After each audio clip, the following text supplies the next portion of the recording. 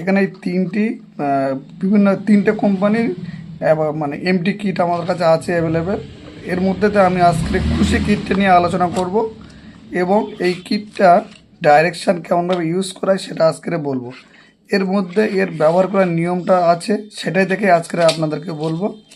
এখানে যে 5টি ট্যাবলেট আছে দেখতে পাচ্ছেন, একটা আছে মিফেপ্রিস্টন 200 mg আর 4 tablet misoprostol 200 mg per tablet equal to 800 mg tablet.